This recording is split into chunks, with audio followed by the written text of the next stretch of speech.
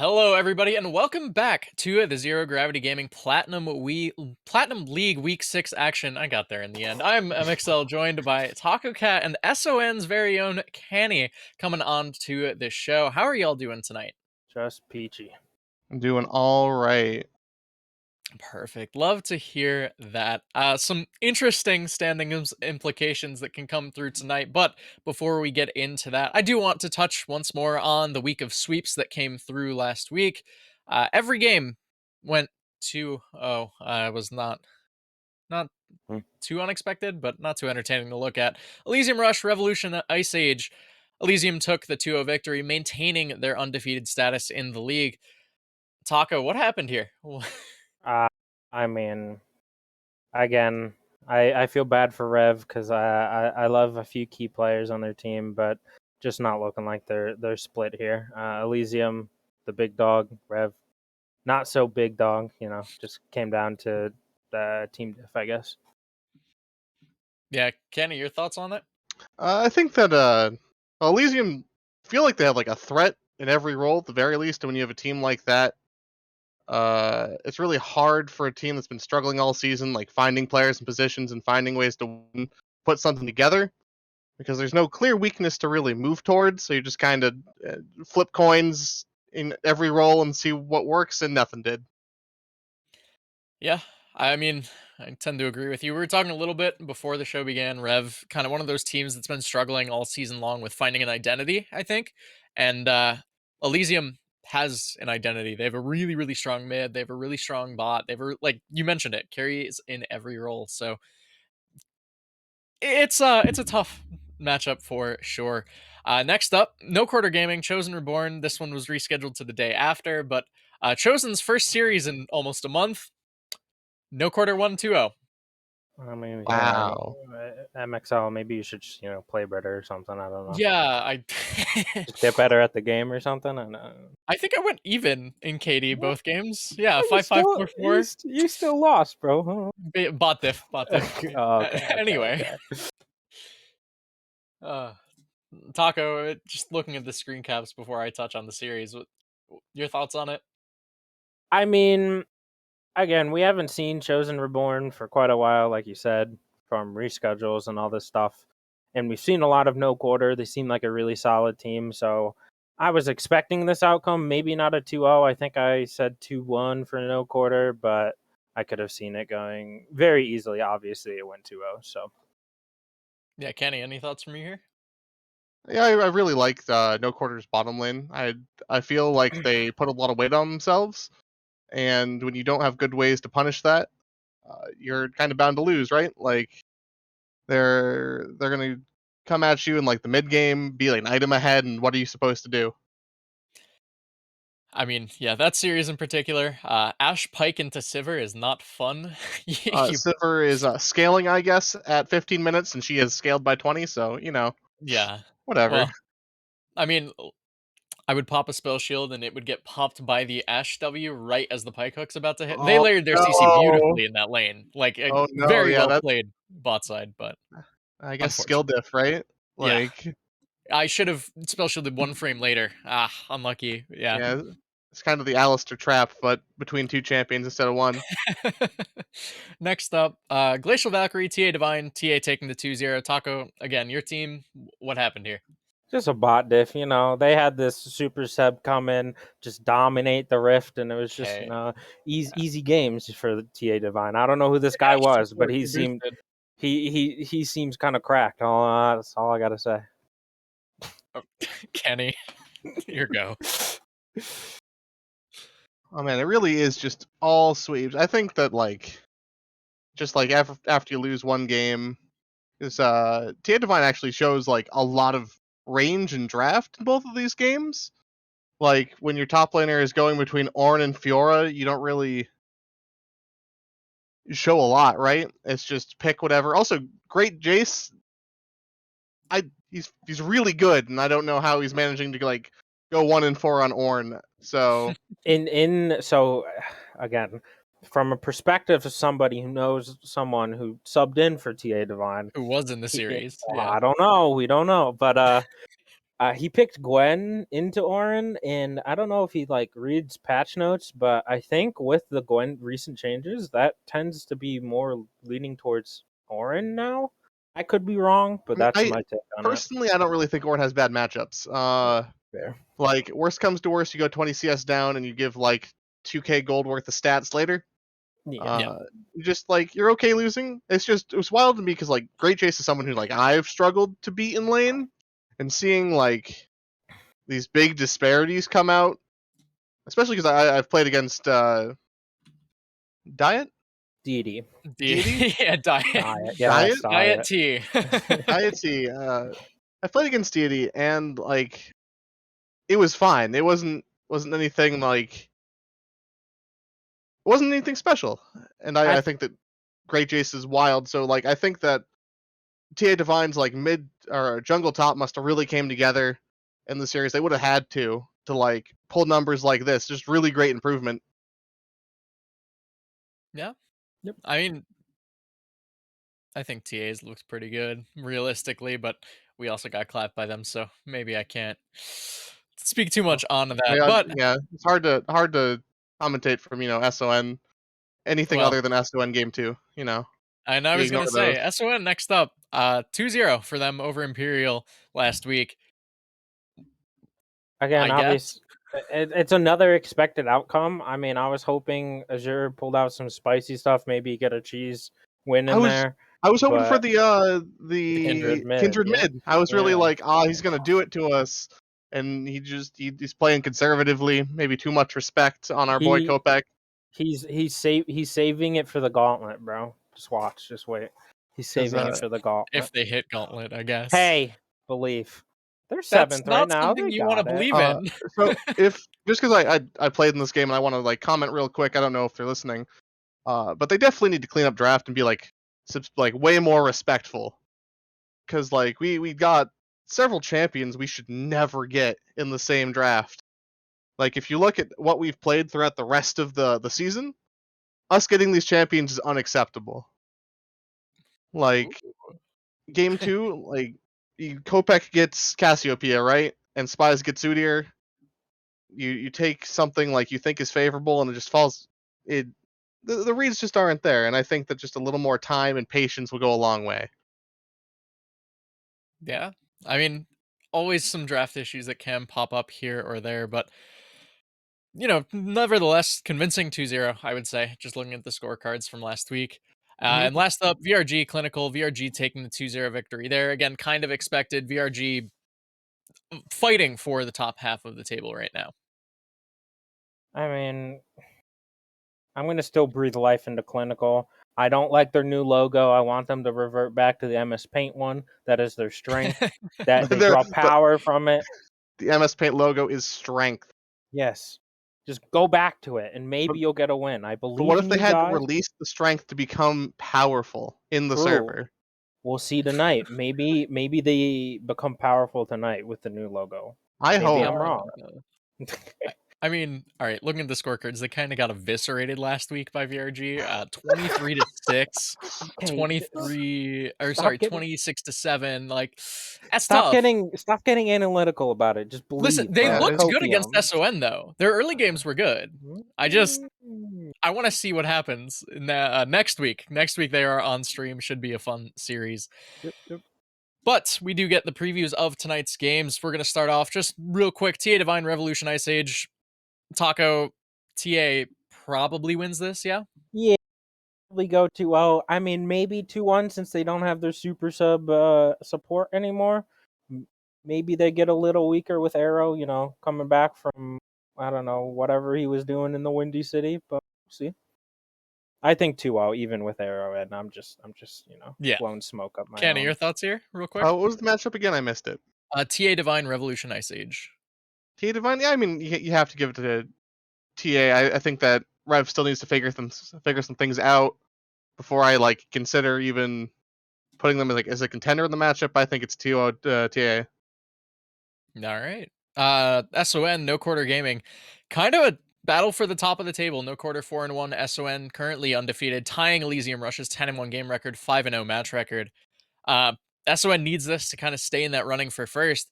No quarter needs this to get into that running for first. So big series tonight. Who do you think's taking this one, Taco? We'll start with you. Um, I mean, I think it's going to be really close. I don't want to give it to one way either way. I don't want it to be a 2-0 obviously. We Yeah. want 3-game series, guys. Come on, make it interesting. Um just looking at rosters and what people have thrown out, I'm probably going to give it 2-1 to Leviathan just because I mean, macro beast plat worlds whatever.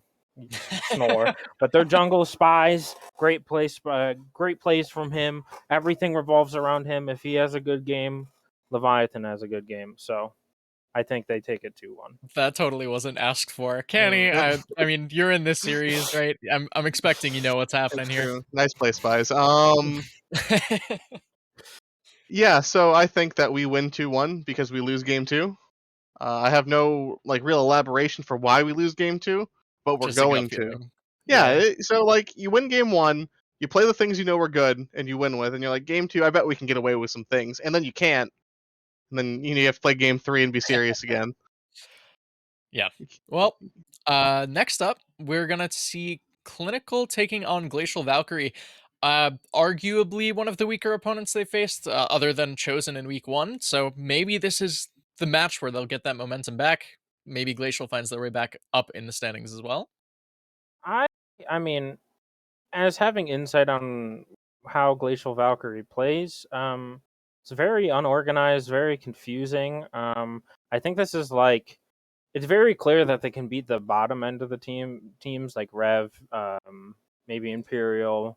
Um, so this is another like boost for them, I think, in the standings, just because it is a team below them. I mean, there's only 2 teams below them, and they've already beaten Rev. So I still give it to Clinical because of Copium, but I think it's going to be 2-1 for Because Clinical. of copium. All right, Kenny, your Uh, thoughts on this I series?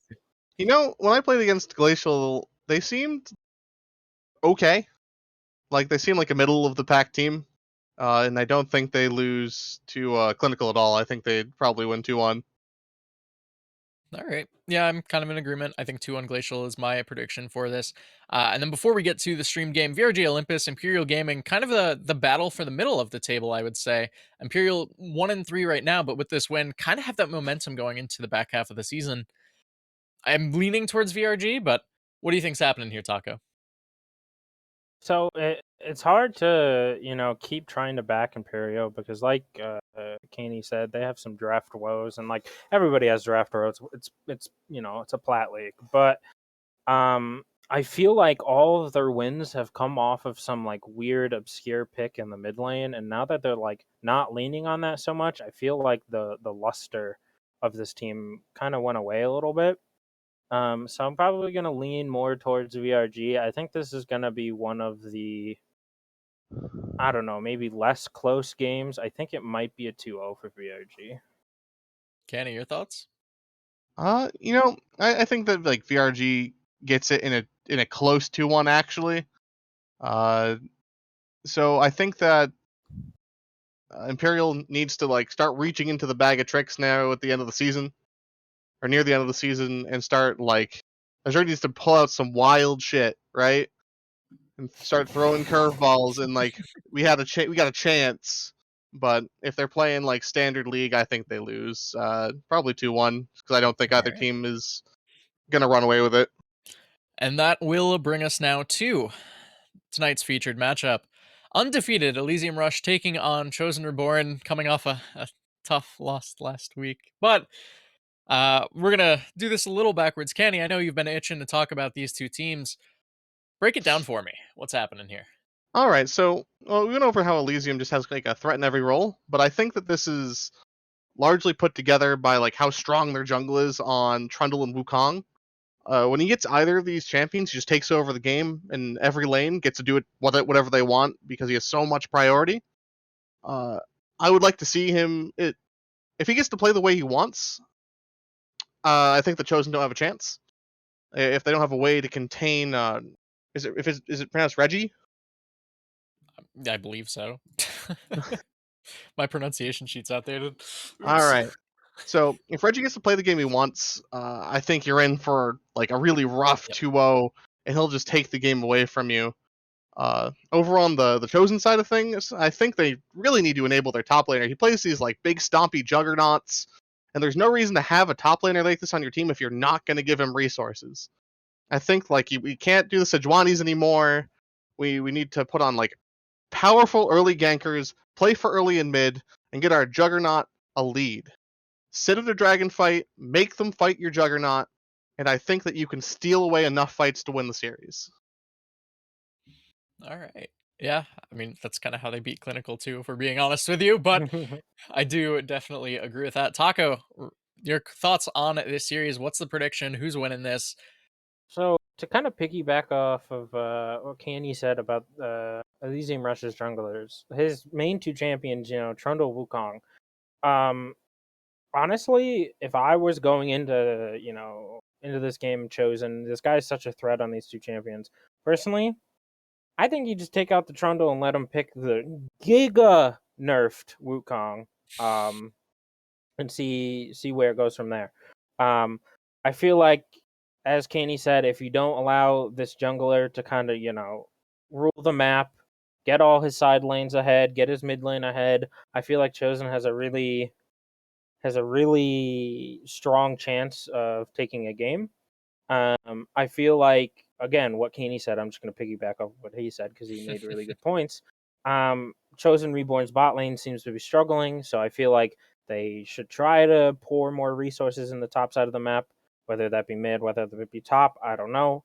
But I'm still going to have to give it to Elysium Rush, I think 2-1, but I still think Chosen has a chance of taking a game off of them. All right, Kenny, your quick prediction on this? Elysium 2-0. Now, as a member of Chosen, I would like to respect Taco's confidence in us to take a game. It's a hard series, right? On paper, Chosen 1-2, Elysium 5-0. It's heavily leaning towards Elysium. I can't say, Elysium's winning this, but they're heavy favorites tonight, right? Definitely an underdog story for us, but should be an interesting series nonetheless. Best I can say is expect some cheese to come through tonight. Maybe some Yumi mid. Shoutouts to Tessa. I know she loves when I play Yumi and not support. I think it's a great time to make her catch I'm those. gonna But scream, dude. and she can hear. Thanks, Tessa. Thanks for jumping in on pre-show. But we there's no Yumi mid, I promise. I swear. Should be an interesting series though. And of course, if Elysium does end up dropping this, they are no longer in that undefeated top of the table fight. So still a must win against one of these lower ranked teams. With that said, though, that's going to do it for us here on the pre-show. Games start at 8:15 tonight. Was pushed back just a little bit, so stick around. We'll be in that intermission for just a while longer. For Taco, Kenny, and myself, and apparently Tessa, who jumped in. Hope you guys enjoy the games that'll be happening tonight, and we will throw it away to Tessa and Shinkari after the break.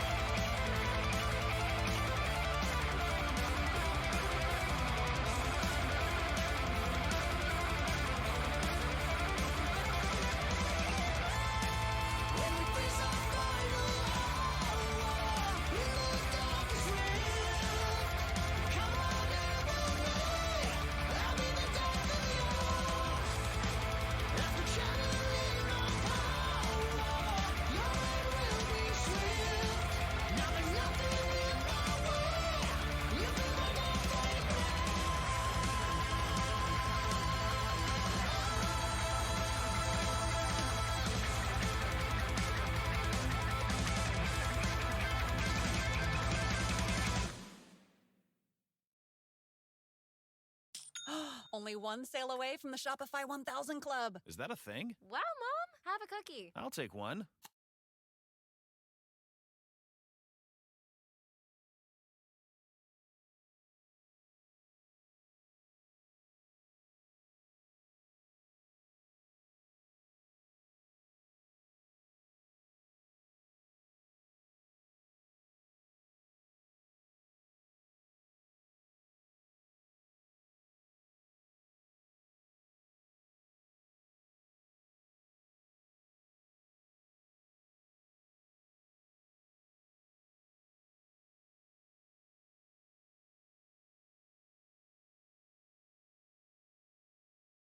Hello, everyone. Welcome back to Zero Gravity Gaming. My name is Shinkari. I'm joined by Thousand Eyes, and here we are getting ready to get underway. We're about to get into picks and bans here of Chosen, Reborn versus Elysium Rush here. This is not not looking like too good of a matchup for our boys over at Chosen Reborn here. But you know what? We're not going to count our chickens until they have hatched.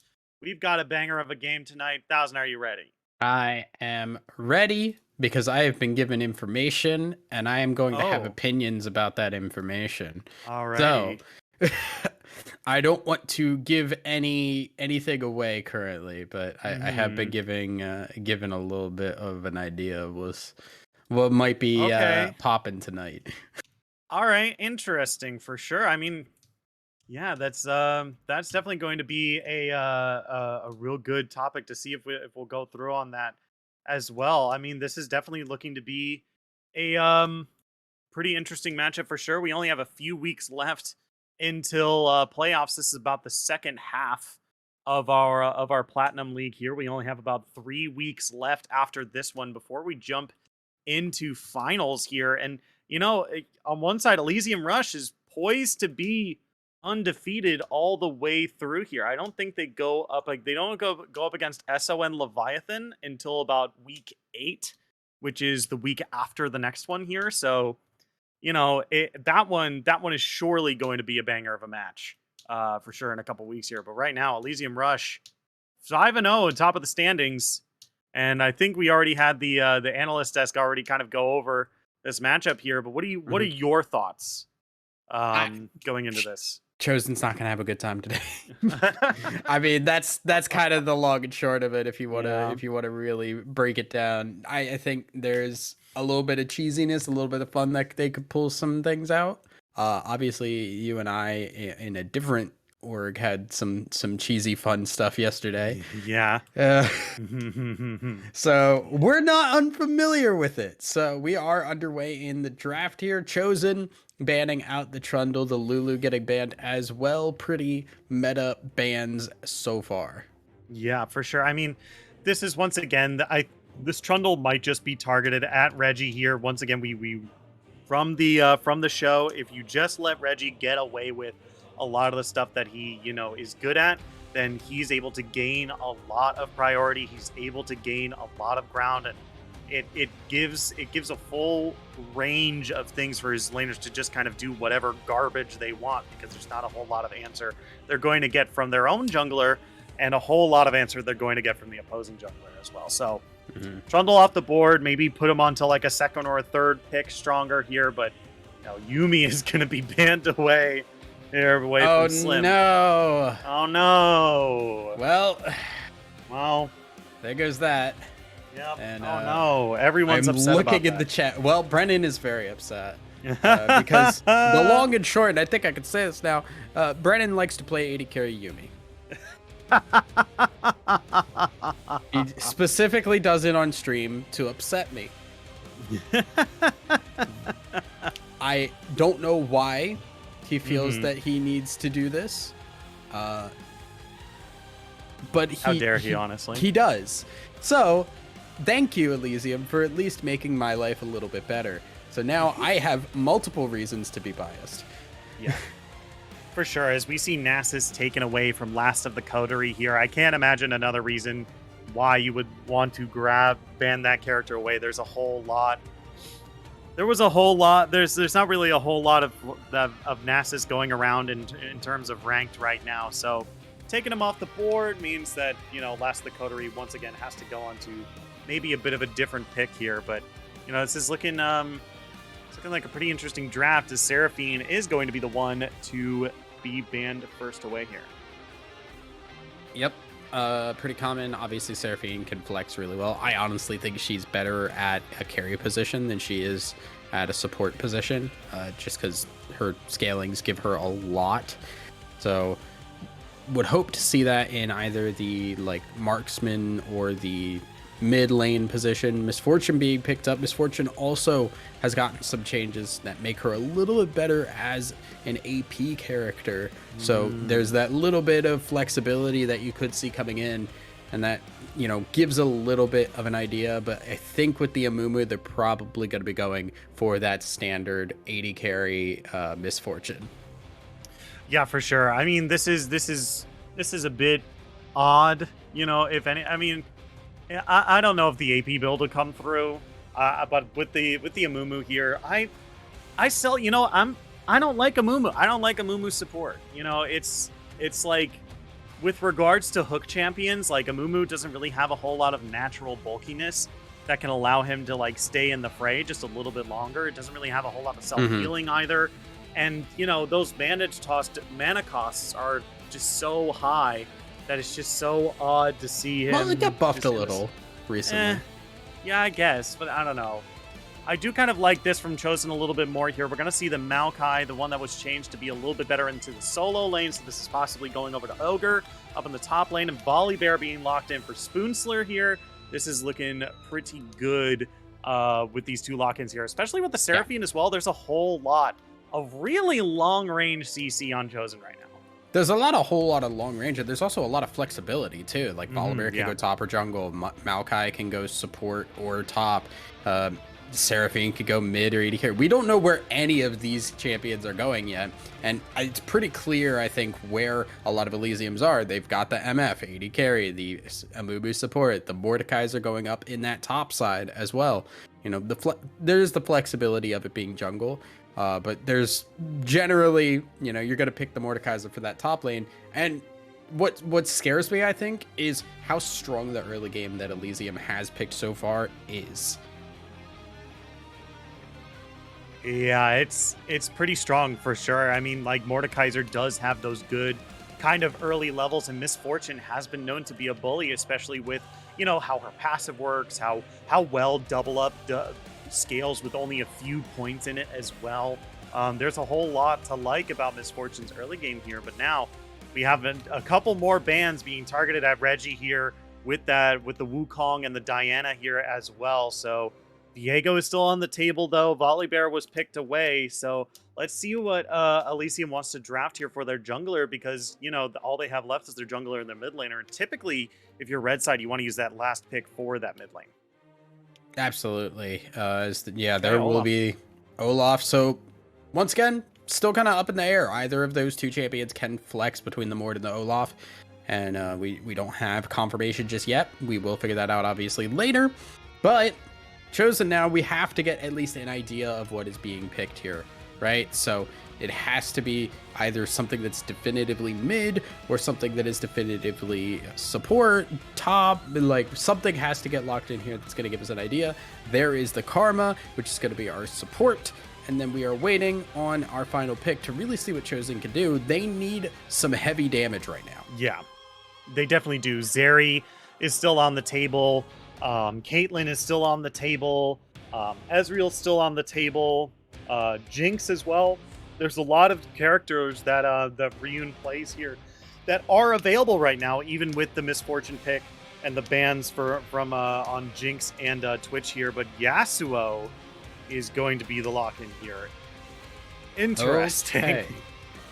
We still don't know where a lot of these characters are going. Yeah. Okay, we'll just close our eyes and see what happens in about 5 minutes. Okay, so here's my called shot. MXL is playing Yasuo mid, Seraphine Karma bot lane. Maokai top, Volibear jungle. Brennan seems That's like my a call Seraphine player. Yeah. He seems the annoying type. So that makes a lot of sense to me. Set gonna be locked in here. How do I play think... Morgana in the AD carry role? Yeah. Seraphine. I mean, he's locked in mid now, so I think he's actually playing mid for this game. Mm-hmm. And I don't think he's the Yasuo player.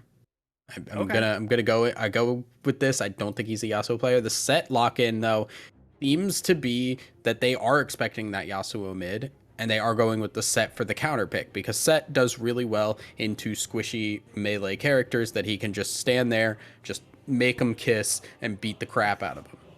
Yeah, especially considering how Yasuo uses his tool to kind of like abuse his lane opponent, right?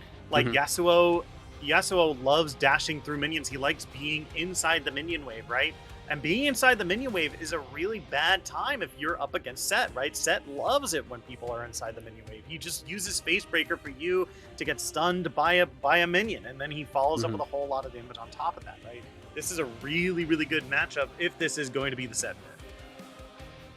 Absolutely. So But then there's the question of, well, maybe they send Seraphine mid, and then what does Set do? Set just kind of farms.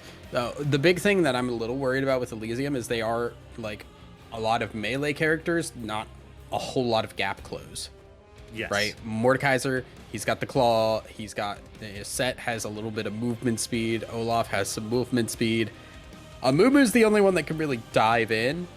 So you've got to really get a good engagement off in order for Elysium's comp to really do well. What I feel like Elysium are doing are leaning into their laning phase. They know that they're better. They're going to try and abuse that fact as much as possible and come in so strong in the mid game that team fights don't even matter if you're at a weaker compositional standpoint. Right, for sure. I mean, that's definitely a good way to do it, right? But that's a pretty hefty gamble, right? I mean, I know that Elysium are the favorites coming into this, right? I think that's what we've established so far. But to kind of like, if that is the plan, that's like, the word disrespectful comes to mind, right? Like, it's like, yeah, even though we don't have a gap closer, we're going to get so far ahead that all of these melee characters that we have that don't have gap closers won't even matter. We'll be able to tank through a lot of the damage that the enemy team will be able to do as we walk up to them.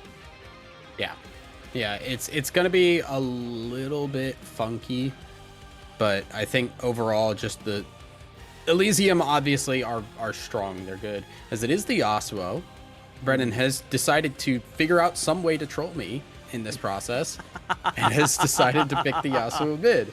So that does kind of just lead to our point of Set being a really good counter pick into that, and Yasuo is going to struggle a little bit. Seraphine Karma should do okay against MF Amumu, and then, you just got to really watch out for ganks because Olaf Axe is very hard to get away from. Yeah, Undertow has been consistently like a very, very strong ability across so many seasons and so many different patches as well. The fact that you could just walk up, pick it up again, throw it again, and just constantly keep people slowed by like, I think it's like 50% or something ridiculous at level 1, that like, it's just such a good button to like not press it, right? So really, really interesting stuff here. For sure. Once again, we got the Karma Seraphine bot lane up against Misfortune Amumu. What do you think of this bot lane matchup here? I think it's pretty safe overall for Karma Seraphine because they can just shove and back away. But if they keep shoving and not being able to actually do anything, that's going to get a little scary because Olaf runs at you pre-6, you're in a bit of trouble. So I think they've got to be very careful about how they handle that. Post 6, it gets even scarier because you have the Curse of the Sad Mummy and the Olaf with Unstoppable able to run you down. So they've really got to keep their eyes on that and make sure that they are taking care of themselves as they shove the lane. You look at the other side, though, of the map, and it's a little bit rougher. You've got the Maokai in the top lane versus the Mordekaiser, which is not a fun time for fun time for Maokai because he just pretty much wants to smash and just run away. Yeah, Maokai does not want to commit to long engagements. He kind of just wants to hit you with maybe a full combo and then immediately walk away. He doesn't want anything else to do with you, right? Like maybe he if any extended engagement happens with a Maokai, it's like he's throwing saplings into a bush and that's it, right? Maokai wants to go in, proc his passive, heal a bit, leave. Like, he doesn't want to do anything else. Yeah, it's gonna be a very slow game if Chosen have their way with it. But if this game starts getting out of control, like the tools are there for that 1v1 potential in all of these lanes. So they've got to play it careful so that they can scale to that point where their team comp actually has, people having the ability to do their individual jobs. Mordekaiser, Olaf, Set, these are kind of jack of all trades champions. They've got some CCs, some beefiness, some damage. They've got a lot of that. Maokai doesn't have the damage, but he's beefy as hell. Yasuo doesn't have the beef, but he does a lot of damage. There's a lot of working together for Chosen versus that lane dominance Elysium have put together.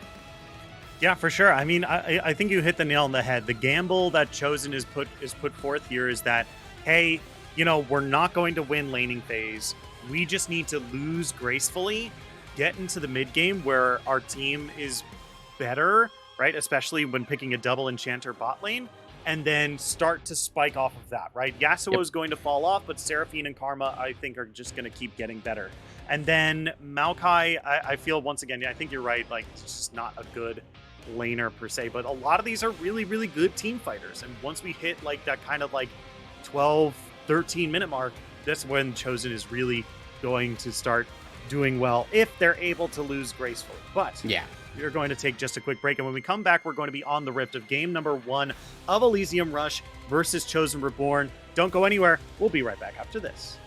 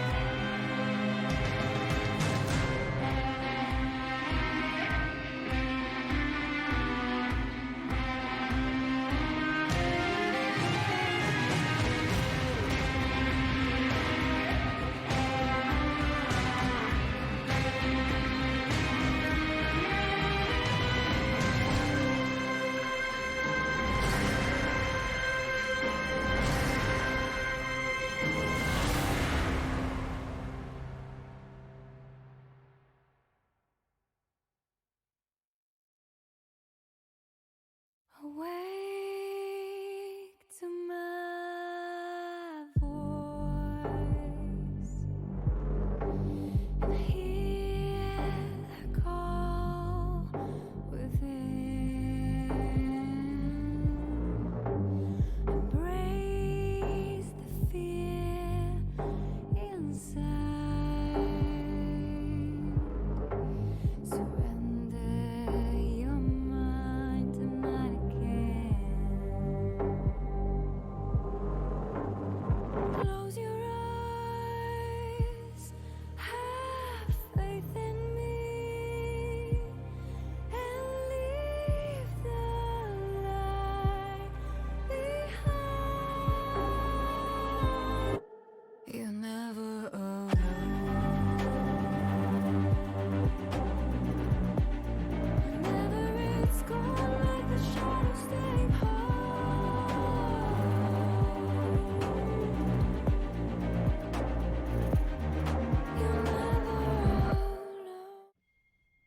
Hello, everyone. Welcome back to Zero Gravity Gaming. My name is Shinkari. I'm joined by Thousand Eyes, and here we are on the Rift of game number 1 of Elysium Rush versus Chosen Reborn. Elysium Rush is on the red side. As you can see, we are making our way down towards a level 1 invade here. Slim might be able to catch these folks out if he's paying attention. Slim. Okay, there we go. But now he's in some trouble. There's the bandage toss. It's a whole lot of damage. Can't even flash over the wall. They're going to go down as the flash is happening. So if you remember, we talked about how they needed to be able to scale into the mid game without falling behind. Mm-hmm. This is not that. Yeah. Definitively. Yeah. Look at what Set is going to come back to lane with a cloth armor. This Yasuo lane is gone. Poof. Yes, beat Brennan. Let's go. One thing we should actually bring up here. So, obviously we have Grasp Conqueror top lane. For those who have not seen Maokai top, which is a weird thing to state because he has not been a top laner for so long. You take Grasp, you don't take Aftershock. Meanwhile, on the bot side, Slim running with the first strike on Karma, which is not one that I've seen a lot of.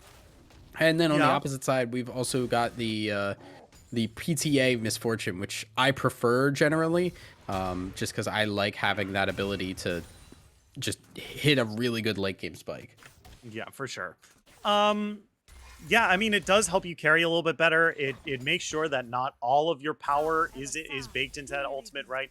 The lethality Misfortune is something that, like, you know, we've seen a whole lot, you know, especially towards the end of Season 11.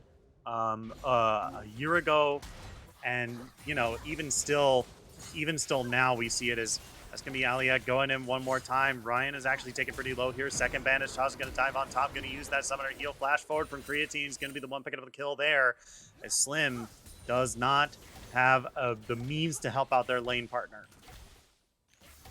All right, so bot lane not doing too hot, and this is actually a little concerning here because they should have had push power. You have Karma, you have Seraphine, they can push really well early on. Yes, Misfortune E is decent at doing the same, but Abubu is not really able to provide a whole lot in that scenario. They focused on poking rather than pushing the wave, and they kind of pay the price when they have no wave of their own and they can just get engaged on as they ran back to their tower. So a little bit, I think, of a misstep, and Creatine and Alec like taking care of that really well. Yeah, it's certainly a not exactly ideal start to this, as we already see the plans for Elysium here. Immediately you saw Amumu making their way up to this mid lane here. Maxell trying to duel Book of Eli here, get some knock up into the air. Spoonslayer is coming around, but Aliak is going to come over the wall here and make this engage a little good, but there's the shield from the Thunderstrike. Already a decent chunk of damage here, but it's a 2v1 right now. Pulls him back in. Good knock up, trying to peel away. Spoonslayer going to be able to get away from that mid lane gank at the end of the day, as Ogre continues to go back and forth with Last of the Coterie up in the top lane. They're able to stay alive for now, but right now you can see just the control of the map that Elysium currently already have. Look at all the wards in the bot side jungle by Elysium. They have entire knowledge. And the thing is, if you ward out one side of the jungle, you effectively have knowledge of the entire jungle on the opposite side. If you don't see Volibear on the bottom side jungle, where do you think he might be? It's a game of 50-50. If he's not in the bottom jungle, he's probably in the top. So that ward doing a lot of work. Yeah, and they don't even need to ward the whole jungle, right? Like, after forcing Spoonslayer kind of to back, right? Those two wards right there is enough to know the entire jungle, right? You know where Volibear is, you know where he entered the jungle, right? And you're right? If you lane the if you do the first one half of the jungle, you don't need to do the other half. You know exactly where that jungler is. So now that dragon is up in a little bit, we see Olaf kind of hanging around this bottom half of the map because that's where he expects Volibear to be. Yeah, right now, a lot of pressure here. We can see Book of Eli now kind of going over, expecting some help from Reggie here.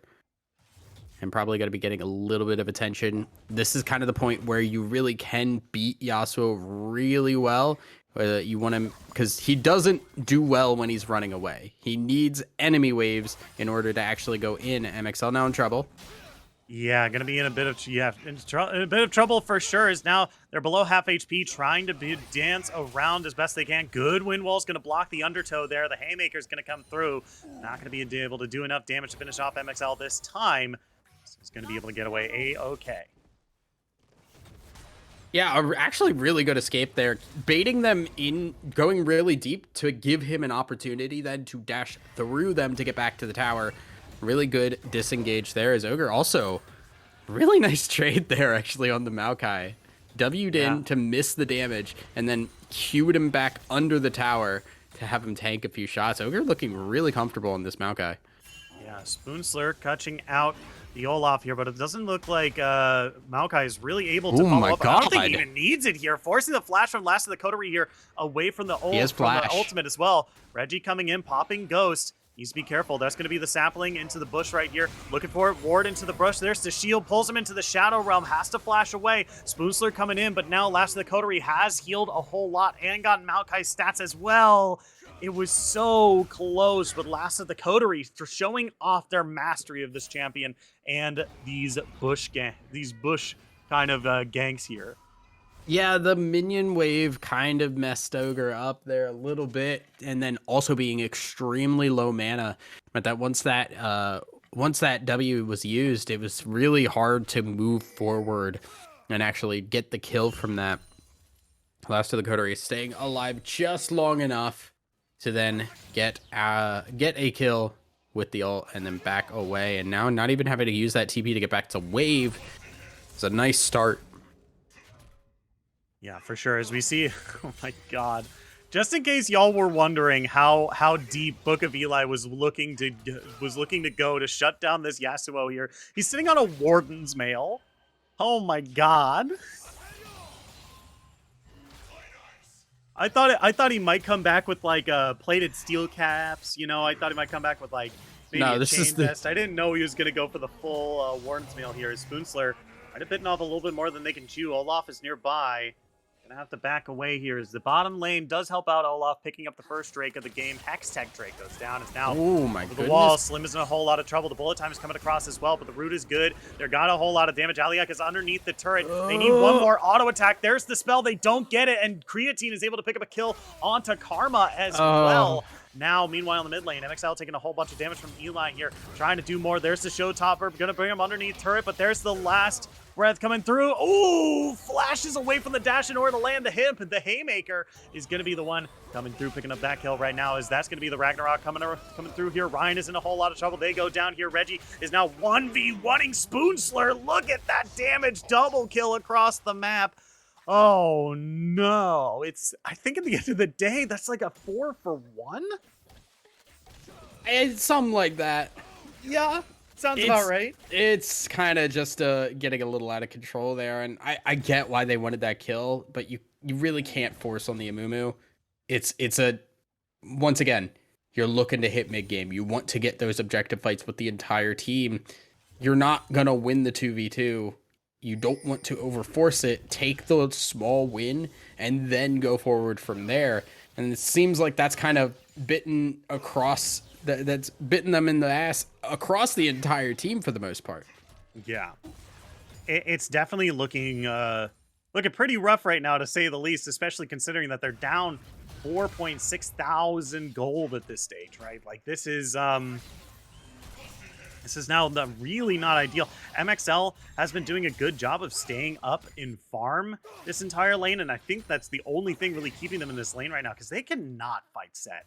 A Warden's Mail is going to shut down everything about Yasuo's early build here, and there's not a whole lot you can do about it. Is now, oh no, it's a Death Brush. That's a whole lot of CC. Tries to dash through to the other side here. Throws out the wind wall, trying to block another bandage toss, but he's finally going to be able to get out of there thanks to the blast cone. Here comes Last of the Coterie, though, looking for Spoonslur. Places down a very good ward, and they're out of there. Yeah, now it is just kind of a game of how far are we going to fall for Chosen Reborn, because like what do you do at this point? You sit under tower and you farm as best you can and hope that you can just negate some of this gold lead. It is currently at about 4,000 gold at 10.5 minutes. That's a lot of gold at this point of the game, and you could see them using it. Reggie's 2 levels up on Spoonsler. Yeah, Spoonsler's in a whole lot of trouble. Does pick up those undertows right there. Going to be able to land the stun. Maybe he can go back into this 2v1 right here, but Mordekaiser wasting no time coming to help out the jungler here is now. XL is just fighting. Set is just completely ignoring that Yasuo exists and going to use the showstopper in order to get him out of there. But I think they're still looking for more. Flashes to the other end of the Haymaker, knocks them into the air. Are they going to use the ultimate? That's not going to happen this time, so they're just going to back away. Yep, there it is. So now they get an objective, and objectives will continue to be gotten as long as Elysium have control. You can see with that first dragon already taken, they're going up. There's no response to be had on the bottom side of the map. So you lose out on that, and also Book of Eli getting a lot of really good damage on that tower for some plate money. Yeah, it's just, you know, there's not a whole lot to comment on this game right now. It's just, you know, as we've said a bunch of times, it's just really tough, and we're gonna hear that a whole lot this game because, man, Elysium Rush is pulling no punches, no pun intended, as we see the fucking set as the focus of the camera right there. Yeah, it's now just kind of waiting, right? Because I think at this point, Chosen Reborn, I've realized, all right, we're kind of just losing out here if we try and fight. So we need to just lose as slowly as possible and let our scaling pick up some of the slack. And they're doing so right now. You can see Last of the Coterie is just going to ignore Maokai for... Yep. I mean, I feel like that's been the strategy of most of the members of Elysium Rush here. Wait a minute. Ogre actually hurts. He's looking for something here. Does have that Bomby Cinder for a little bit more. Still looking for it. I don't think he's willing to commit the flash just yet. Underneath the turret, pulls him into the Shadow Realm here. Throws out a sapling, but he's just waiting. He doesn't know that Reggie is on the other side of this. He's going to be able to back away here. Now Reggie has to 1v1 the Olaf there. Z meanwhile in the mid lane, that's going to be Showstopper pulling them away from the turret here, pulling them in closer, using that Ragnarok as well, trying to get up to this big tree. He's got an axe. That's super effective against any sort of tree you've got, and that's going to be able to cut down timber. Maokai does count. Yeah, now. Oh my god. Okay, well, they spotted the jungler top lane. They're still able to pick up this ultimate here and the dragon as well. They pick up one, they pick up two, or they pick up one here.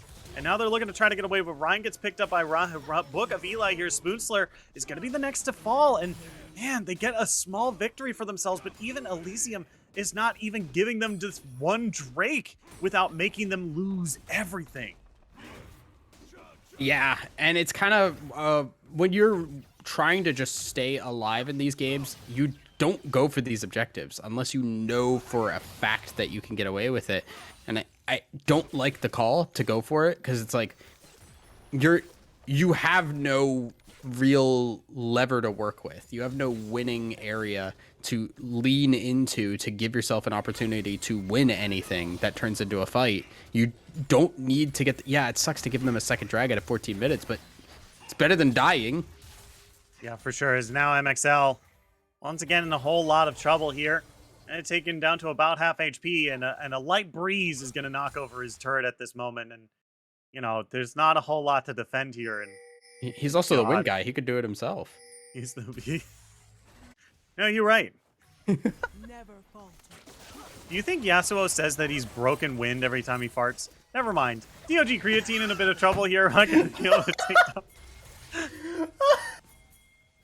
How often do you think he uses that expression? MXL, you're in a bit of trouble. He's going to be stunned up. MXL, yep, there's the showstopper one more time. He's so far away from any turret that can save him here, but he's still giving them the fancy feet. Haymaker comes out, still doesn't quite land, but there's the bandage toss one more time. MXL goes down.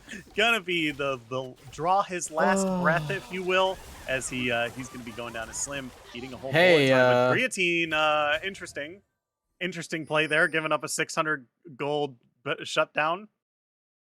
We have Weird. reached the 15-minute point, which is the famous point of where players are required to close their eyes for about a minute here. Yeah. What Slim here throwing out an auto attack are we onto doing, Aliak just in guys? case What that is he does. Okay, happening? yep, he goes down. Yeah, what's going on? Ryan throws out the charm underneath the turret here, but it's going to be Book of Eli who's tanking up the turret. They're able to find the kill, shut down. What are we doing? What's going on? What's going on? Am I being punked? Where's Ashton? Ashton, what's up, bro? Am I getting punked? Oh my god.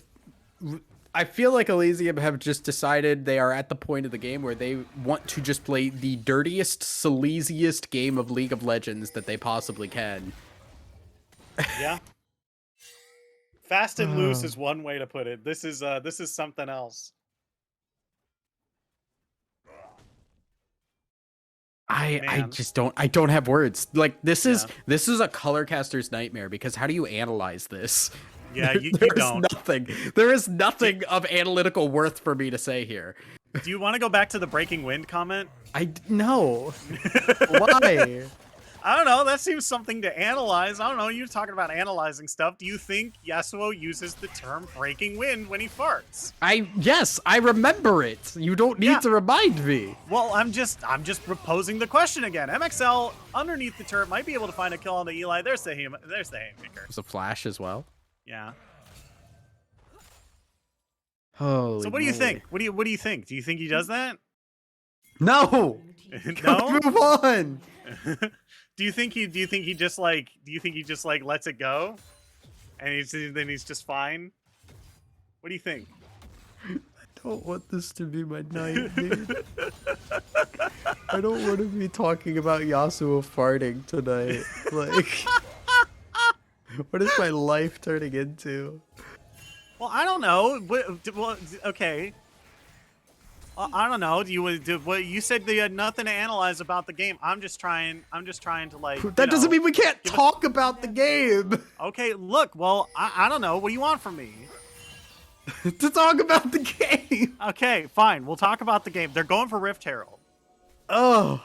All right, second Rift Herald. Number 2. This could really crack open the game for Elysium, as they are going to get this one pretty easy. Slim, Spoonslayer, don't want to be around on this, and Brennan, I don't think you do either. Nope. Book of Eli here, going to clear out some wards of the opposing just to make sure that they can maintain vision control inside the jungle as best as they can. As they march their way down to the first Mountain Drake of the game right here. Not going to be able to do... You're going to be able to grab them just a little bit closer to that Dragon Soul, although I doubt this game will come to that. A little bit of resistances does make you a whole lot better against a team that...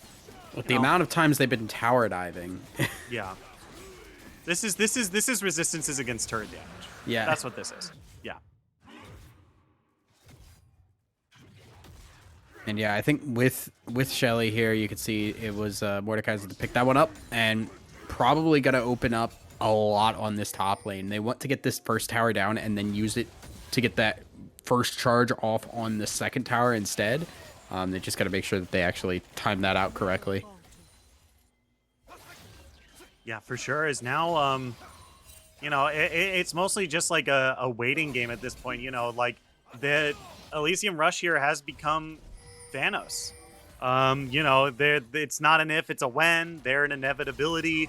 You know, at this point, like they have so much resources available to them, and they haven't really given up a whole lot of ground either. Like the most amount of warding that the blue team has been able to push here are defensive wards on their top half of the map, and that's only because that like the red team had just left there. Like, so now, you know, there's still a lot of wards that the red team has at some pretty crucial junctions as well. If we see the bushes in that lead into mid lane, as well as the bush that leads into the blue side jungle there as well. Got some pretty good vision, and they're up a decent 10k gold here. Mordekaiser wants that tower so bad. You can see him just considering if he should just ignore Maokai for the third time this match. Yeah, but I don't think he can. I think that's why maybe last Like, that's the coterie is like, lessons we've learned. You die it's like, if you try to ignore him. Yeah, it turns out Ogre is actually pretty good on the Maokai here and has been doing a good job of staying toe-to-toe with the Mordekaiser, even though he's been pretty down in gold right here. Yeah, it's okay. He's finally able to do it. Yep, there it is. And they're making their way over to a 20-minute Baron. And you know what? I can't blame them. You're up 10k. You've had considerable control throughout the entire game. You have enough damage to do it. Why not? Yeah, I mean, this is a pretty easy pick. It's not going to be the most powerful Baron in the world, but they do also have Shelly, so this could just be a push that ends the game if they have a big enough wave. If they have a big enough wave somewhere and they drop Shelly and have Baron buff, like this is like it's like a pretty easy W right there. For the most part, yeah. It's a pretty quick kill if they can manage to do so. They are running out of time on the Rift Herald, so they do need to be able to use that soon. And I think where the game is, we are just kind of like really waiting for these buffs and, you know, objective control abilities to be used to just basically break everything open. Yeah. We've been relatively quiet the past few minutes here, but, you know, who knows at a drop of a hat when we're going to see something like this, as Reggie immediately pops the Ragnarok here. All the CC in the world is not going to be able to stop him, so he gets out of there. We do have a teleport coming through from Maokai here to try to help defend the mid lane here. This last of the coterie looks like they're going to be the target of the ire of the blue team right now, but man, these turrets are going down so quick right now. And now, yeah, this is kind of that moment, really, where all of these towers are on, they're on notice of being demolished. Yeah. There was a little slip that was sent out by the city. They need demolished to put down a new building here, as that's going to be the bullet time coming across. Wait a Last second. Breath is going to do a decent chunk of damage as well. MXL is going to be able to find one kill so far. Ogre trying to kite out Book of Eli as much as they can. It's going to be able to turn into a 1-for-1 here. They clear out the wave as well, but take a look at the bottom lane right here. Last of the coterie pushing in with Shelly here. Yeah, there's going to get another charge. Ooh. Yeah, there it is. Yep, that's pretty big. I think if you're Last of the Finish coterie... it. Yeah, just hit it. Let's go over there and hit it. Okay, actually, pulls him into the Shadow Realm. Turns it into a There you 1v1. go. Now it's a 1v2. Look at look at that. There's one going to pull back in. They're Oh, going to die to the DOT right there. As now they're trying to continually fight Last of the Coterie here, but he keeps getting healed by Triumph, pulls it back in, gets the ace as well. And, you know, they got one inhibitor, and now they're going to take down the whole game as well. 23 minutes, one of the fastest games we've seen on stream. Elysium Rush takes down Chosen Reborn in game number 1. Yeah, I think that's about what we expected for today. As Chosen Reborn struggle a little bit there. This thing started out okay, but just it kept getting worse and worse. And Elysium, unfortunately, not able to make a whole, Elysium, unfortunately, not letting up meant that Chosen Reborn are basically just kind of left up a creek without a paddle and had to try and pull some things out. They had a couple of decent fights, but overall, yeah, it just feels like the teams as a whole are on different levels. Yeah, it's really not close, and it's a little depressing almost. Like Elysium has lost only one game to a lower of the bracket, a lower ladder team, and it really seems if Chosen does have a chance in this series, that's what the chance is going to be, just grabbing a game. Right? Elysium has been playing so clean this entire game that, like, I struggle to see if Chosen is able to match them at all. Yeah, I think what I'd like to see is maybe just a bit more. I don't even know what you do at this point, because like I don't know if they can go toe to toe in terms of like bruisers and things like that. So it kind of becomes a question of like, well, if you can maybe try and do that. I think also, you know, they'll be on red side. They'll have at least one counter pick, which, you know, they had kind of 3 losing lanes this time around, and they really would like to have at least something work out in their favor at the very least. For sure, but we are going to take just a quick break, and when we come back, we're going to be on the rift of game number 2 of Chosen Reborn versus Elysium Rush. Don't go anywhere. We'll be right back after this.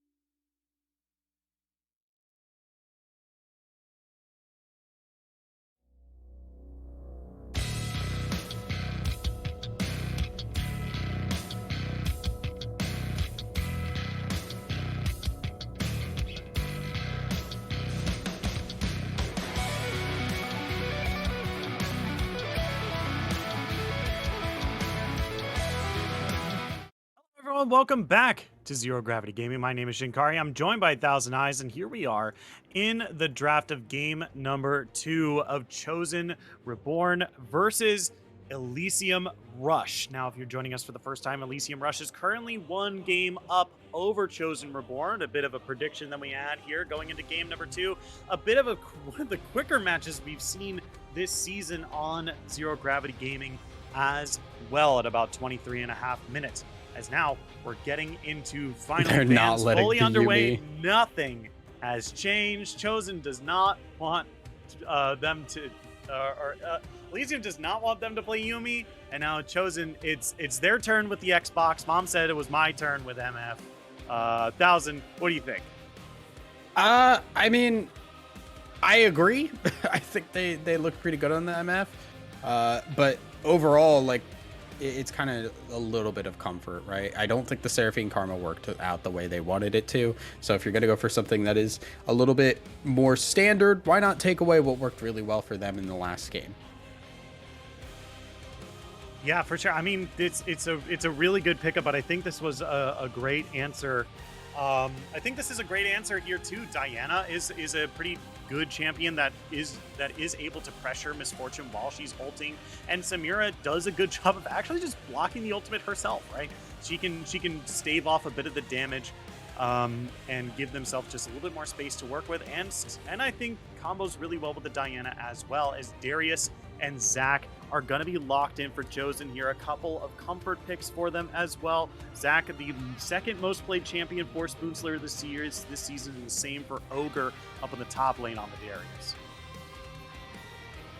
Yeah, so we're getting a little bit more aggression. Chosen maybe trying to actually match the power that was in the early game that Elysium did pick last time. This time, though, they're going to go with the Zac. Has a little bit more gank pressure than they had last time with that Volibear. And then you've got the Wukong, the heavily nerfed Wukong, but I think still pretty solid as a jungler Wukong. So Elysium really setting up a bit more of a real actual composition here that is working together to set themselves up. We have Diana, Samira, Wukong. I'm a little worried here. Chosen have the opportunity, and I don't know how much it is played exactly, but you can pick the Yasuo here to go with the Diana, and that wouldn't be a bad pick to fit with their composition. Yeah, not to mention, like, they already have, like, I mean, we already have Wukong as well. Like, Yasuo is kind of a slam dunk here, and then you just kind of put like a big beefy tank kind of in the support role, right? Like, this is a really good team to maybe support with like a Braum as well, right? Like, Yep. Braum Samira means that like Misfortune will just never be able to ultimate. Like, that ultimate is no longer a factor in the game. So just being able to take that off the board there, and then kind of move on with the rest of the team, because Misfortune, pretty unequivocally one of the best, if not the best, AD carry in the game currently, especially in solo queue. So just giving them, just turning that champion off, probably the best thing that you can do if you are Elysium here. But let's see what they're going for in their first pick in the second round here. What do you? We already mentioned the Braum. Is there any other kind of big champions that stick out to you? Okay, there's the Yasuo. There's the Yasuo we talked about. So that one is the one I was looking for. Braum, I think would be pretty good, because I think Samira Q also works well with the Braum passive. So that will give a little bit of extra. We're working on Chosen's mid-end support right now. They know they're up against that Yasuo. They've banned the set away themselves, and we're not getting that Amumu support either. So Janna actually going to be picked here. I think Janna's underrated as a support. I don't know how good she really is with Misfortune, but with stuff like the Zeri or the Sivir, I think works pretty well at being able to kite things out and keep yourself alive for a while.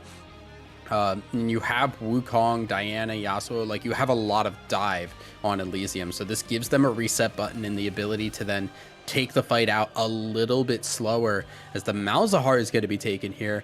Not a bad pick into the Yasuo, because he doesn't have projectiles in the traditional sense. Nothing that he does, I believe, can get blocked by Wind Wall, because it's all usually coming from the Malzahar Yasuo's is like side. Vladimir. Malzahar is Vladimir. Vladimir. Vladimir. Okay. I think is similar. I don't think the E no, the E should get blocked. No. Yeah.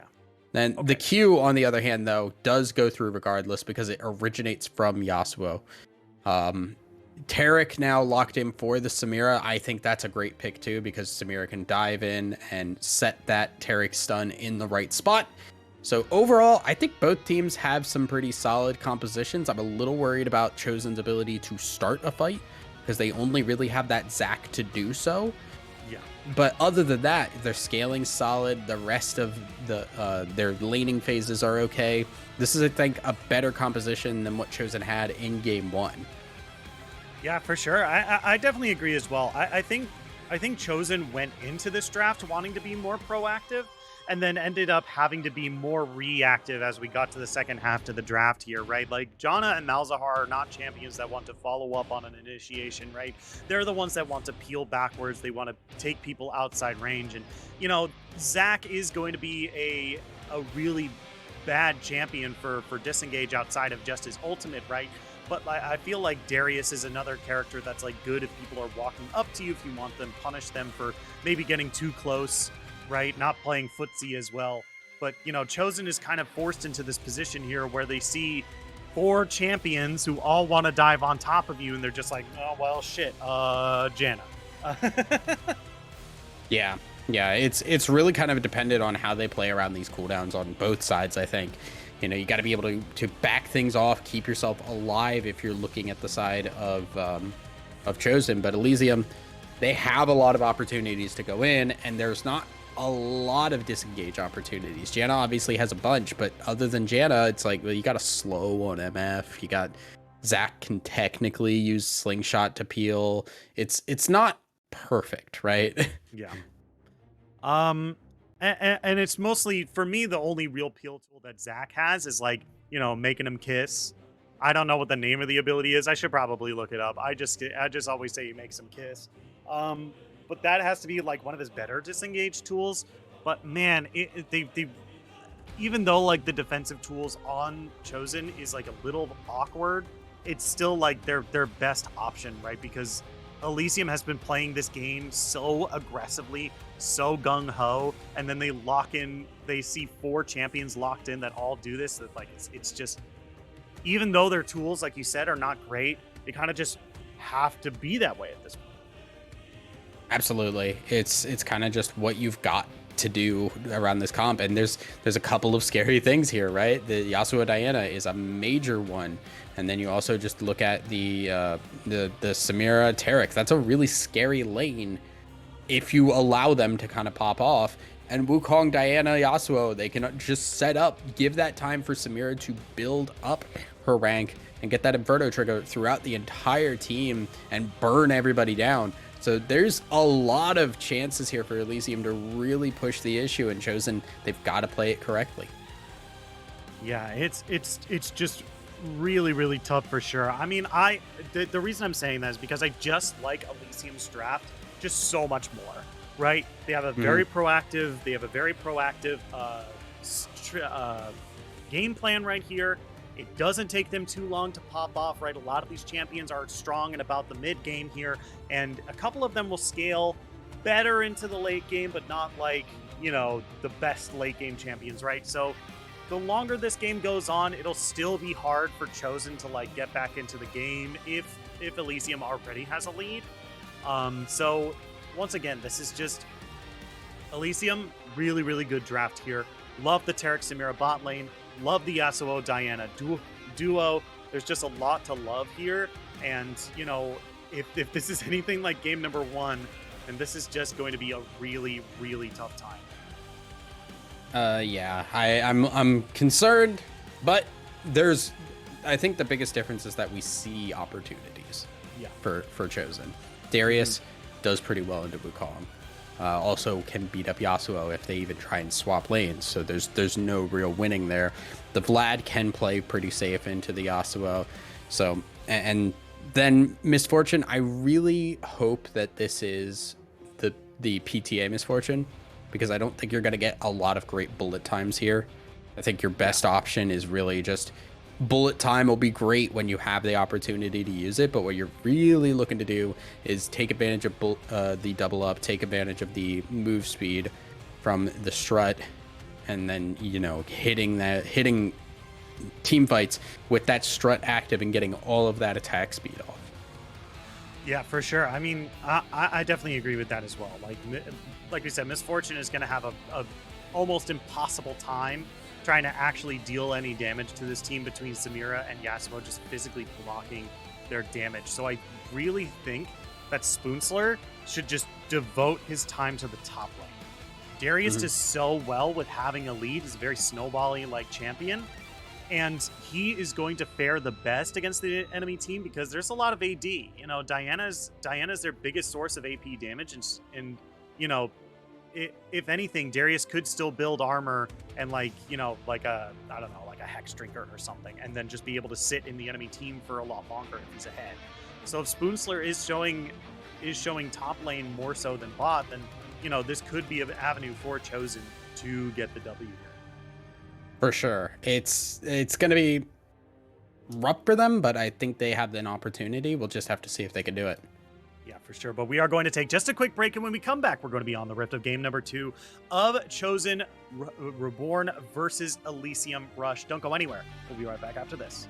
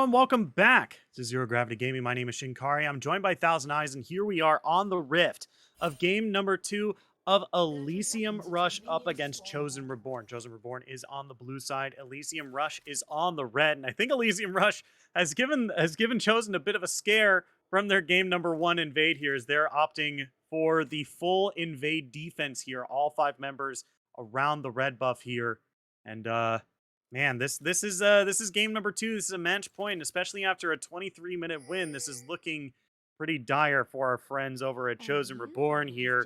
Thousand, what do you think? Yeah, I mean it's gonna be rough. Chosen Reborn are up against the wall. They've got to be able to really turn things around, because you're looking at not only just a bit of a rough composition to play into, but you're also looking at the mental of coming off a really hard game 1 loss and having to turn that back around really fast and make something out of that, right? So teams really got to settle down, get yourself back to where you want to be. Remember, this is the Flash Ghost in the Darius top there, so that does mean no TP. Things could go downhill very quickly off a bad gank there from Reggie up on that top side. Yeah, for real. I mean, this is definitely going to be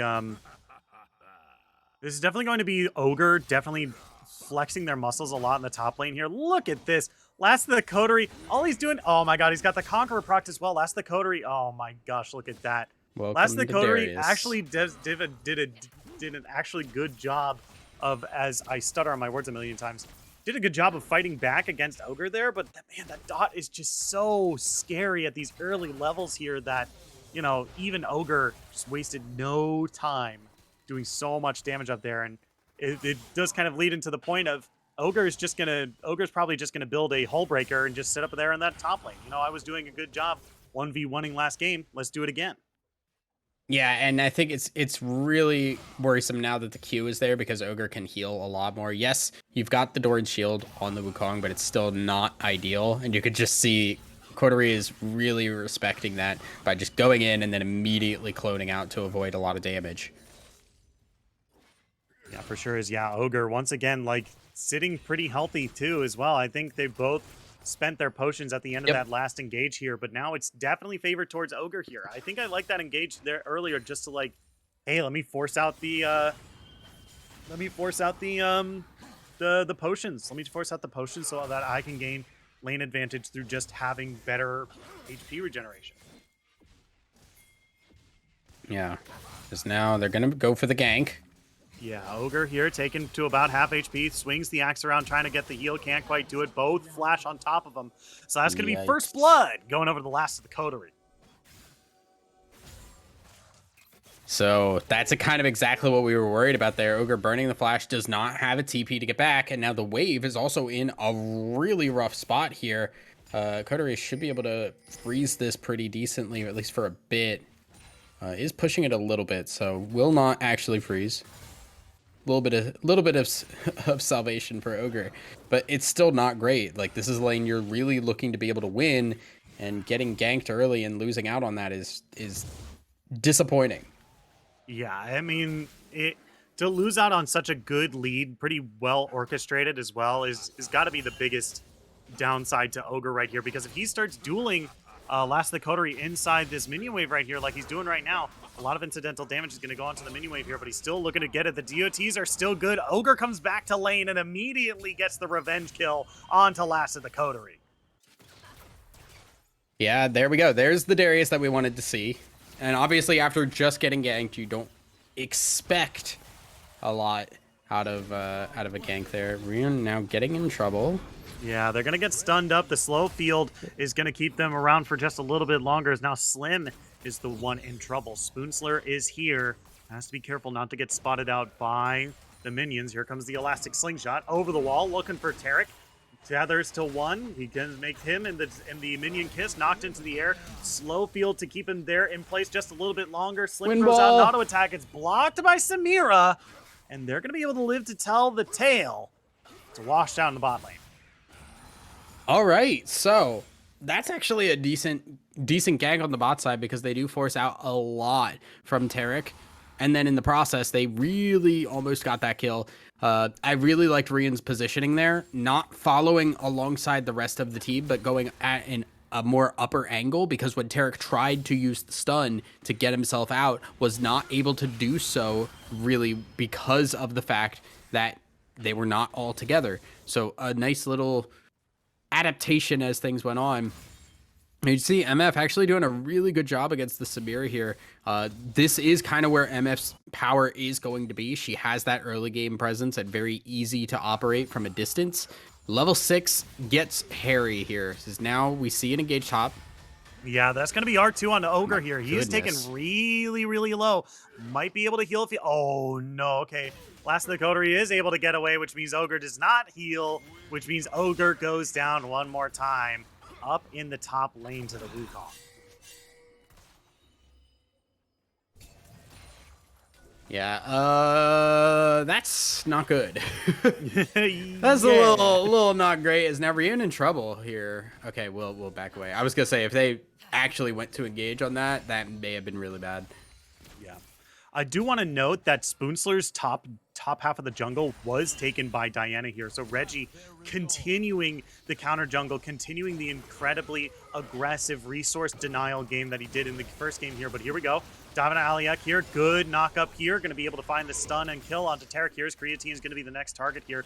Reggie is coming in from the river, looking to find the kill maybe onto Slim here. Force the flash away. That's going to be the Moonfall coming through. Ryan taking about half HP here as they're still looking for a little bit more of a fight. They have a teleport coming in from Vladimir here. MXL coming into the bottom lane. They're still looking for the Reggie here, even though he's so far away. He's slowed, but they can't quite find the target that they're looking for. So at the end of the day, it's still going to be a 1-for-0 in favor of Chosen Reborn.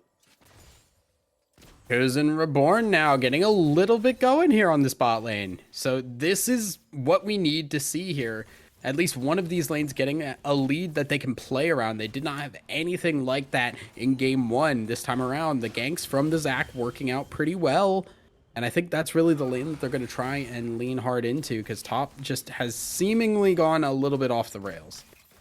Yeah, it's really just like a blood brawl up there. Don't ignore the pun, but you know, it's just two of them going back and forth, and one person getting the revenge kill on the other. But now I just think Wukong is so far ahead that it's just gonna be hard to engage for Ogre right now. Just because of the, I would argue just because of the sheen, right? That's just so much more incidental damage. It makes it really hard to fight someone like that. And now we are just back to trading a little bit. Ogre gonna be in a position to get ganked here if not careful. We'll back away and ward, so nothing crazy there. Important to note, we have not seen a dragon so far, as teams have been just a little bit busy in their laning phases to actually get a dragon. Yo, Coterie is trying to bait this, and I think it's gonna work. No, Ogre sees it. Okay, cool. Yeah. All right, so Reggie is gonna get spotted out here by these wards. Don't think Ogre should just let the ward go, bud. Don't do any supportal combat right now, please. All right, he's just placing a ward and backing away. This is going to be Rift Herald going over to Elysium right now at about 9 minutes in. So the Coterie does a re-engage here. That's going to be ultimate number 1. That's ultimate number 2, and now Ogre is once again in the same spot that they were before, but the Noxie and Guillotine plus the damage is going to make them live this time. The Triumph heal is going to be here as well as Diana tries to use the Moonfall, but Ogre lives. He's insane. He's cracked. Ogre popping off there and getting a nice turnaround and really turning that lane, I think, back into what it needed to be from the beginning. So that is a nice turnaround and a lot of effort put into that gank too. You had Diana and Yasuo come up at the end of that. They still could not get a return kill onto Ogre, which means, hey, look, Vladimir gets to push in. You get a plate, lots of money. All of that gave an opportunity for Chosen to kind of put themselves back into a position where they're just about even in gold. Yeah, and now we're with the Rift Herald kind of grabbed here. Diana is kind of free to put that wherever they want. What do you think is going to be the first kind of target for that Rift Herald here? I feel like you almost want to use it. I mean, it depends on if any of these towers get low. If you get a tower below half health, that's probably where you're putting it. But otherwise, you maybe, if you're gonna just use it on a full health tower and there's no kill that you're going to get from a gank. I'd say probably mid. You'd like to get this Yasuo with the ability to roam around with the Diana and use that combo as much as possible. That's where I would like to put it, but it's very dependent on the game state at the time. Yeah, for sure. Is now Ogre finally able to duke it out with Last of the Coterie a little bit better up in that top lane there.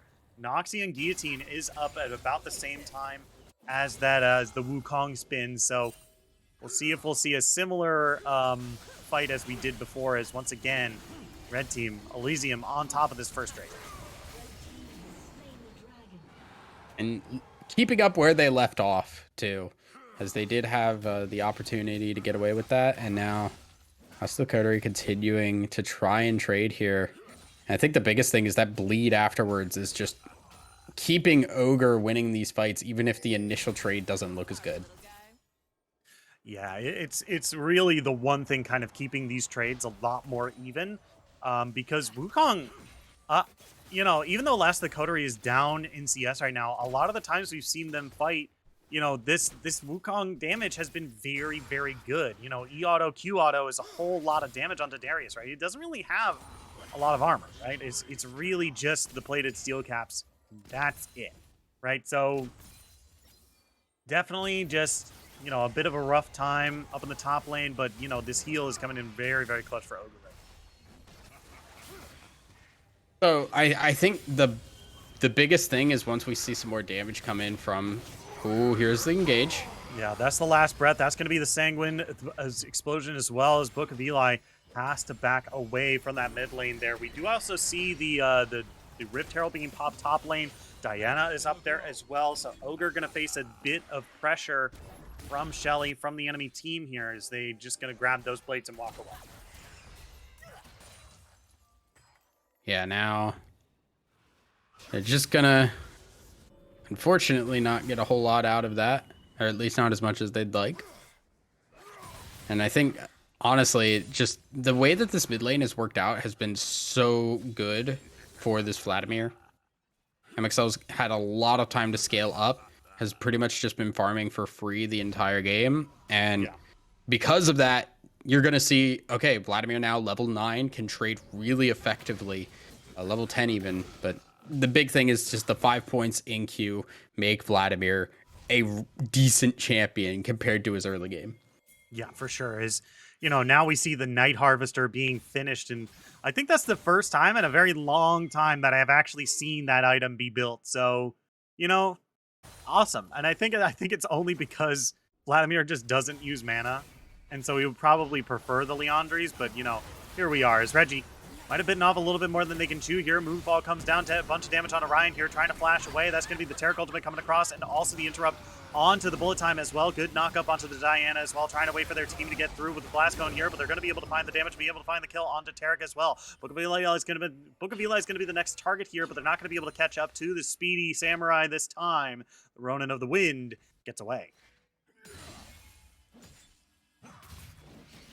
So, with just another death here, this is kind of getting a little bit scary. Right now, okay, never mind. Ogre's in trouble. Yeah. Ogre, yeah, in a whole lot of trouble here. R2, one more auto attack. Last of the Coterie is going to be the one picking up the kill this time as this back and forth bloodbath in the top lane continues. Yep, a nice turnaround there to get a kill on to Ogre, but now MXL getting a little bit aggressed upon. Should be fine. For sure is now, you know, once again, we're in a bit of a lull state right now. Finally, the first turret has been taken up in that top lane. So Last of the Coterie going to give themselves a whole bunch of gold for themselves. Definitely going to catapult themselves into a lead in the top lane there. As, once again, Aliak is spending a little bit too much time. Holy moly. That's a whole lot of damage right there. Oh my goodness. And right now we see a lot of attention being paid around this Dragon Area reunion. A little bit later that might have been a problem, but now Spoonsler coming in looking for an engage. Yeah, the Elastic Slingshot comes over the wall, but a good Dazzling Gleam is going to keep them stunned up for just a little bit longer. So not going to be able to follow through onto anything just quite yet. So once again, the red team not going to have as much success in the bot lane. And I have to say, this is a considerably different game from game number 1 here.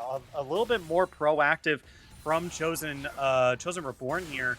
And Elysium, you know, it's not a stomp. I feel like just like a lot of the gold that they've gotten has mostly been like just CS in the jungle, and like a lot of the plates that Wukong has been able to get.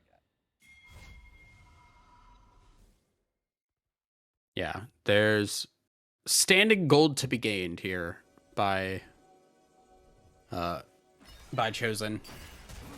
Now, once again, Dragon spawning just now. Teams looking to group up. This could be our first major team fight as both the top laners seem to be heading in this direction. Yeah, once again, Darius is going to have to walk over there, so they need to stall this out for as long as they can if they want to get a fair 5v5. Misfortune coming in from another angle means that they can probably, you know, flank this out if they play it smart enough. But if they want to go in for the steal, they need to go in sooner rather than later. It's a 4v5. This dragon is about. Oh, no! So, okay, they're going to let it go here. Ryun is in a bit of trouble. Flashes away, but he can't get away from Book of Eli. He's still chasing. Good stun onto the Zac here. Moonfall is huge. They're going to be able to find another one. Janna goes down as well as Dog Creatine going to pop that smoke and sexy style. Ogre trying to get that Noxie and Guillotine through the enemy team, but not going to be able to do it this time. They're all insanely low. MXL can't get back in here if he's looking for more kills, but they can't quite find an initiation that they're looking for. A whole bunch of flashes spent, and at the end of the day, it's 2 for 1 in favor of Elysium, and they grab the Cloud Drake to boot.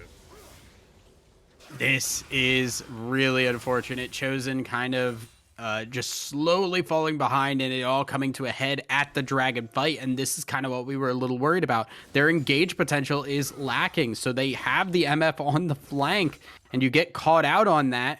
Boom, there's your major damage source gone. You try to turn it around and then Samira comes in, ults across your entire team's face. They just didn't have an answer. That fight was unfortunately just poorly played from beginning to end. Yeah, it really is an upsetting sight of having maybe Misfortune had peaked just a little too soon. You know, had gone around that corner and then you know they get sniped by the op from like around the corner. So that's a little CS:GO terminology for y'all out there who knows. You know what I'm talking about. Hell yeah. Regardless here, you know, maybe they flanked just a little too early. Maybe they showed their hand just a little too early and wasn't able to communicate with the rest of the team. But you know, that was then. Now we're looking at the next big objective here. Going to be that Rift Herald, but once again, I think Reggie's going to pick this up mostly unopposed because Spoonsler is down the spot lane looking for Creatine. There's the Elastic Slingshot, and that's not going to be able to protect you this time. Play it real low, and Ryun is going to be the one picking up the kill in the bot lane, grabbing some gold for themselves. The first turret for Chosen is finally grabbed, putting themselves on the scoreboard and evening out this gold just a little bit more, only 1.8 behind Elysium Rush here. Yeah, but they're going to lose this tower in the process. So that is the second tower down. And they're getting a decent chunk of money from these towers falling. That can snowball a little out of control. Spoonsler going to try and take a blue buff in the process. I mean, it's got to be your best bet, right? Because you just saw Diana. I think they might have spotted Diana mid. And so they're just like, okay, if Diana didn't path her way up here, then this is just the best time to do so. Which means they probably already noted that like Diana had the Rift Herald as well. So it's the best thing for Spoonsler to be grabbing right now because once again, take a look at the CS difference between these two junglers here.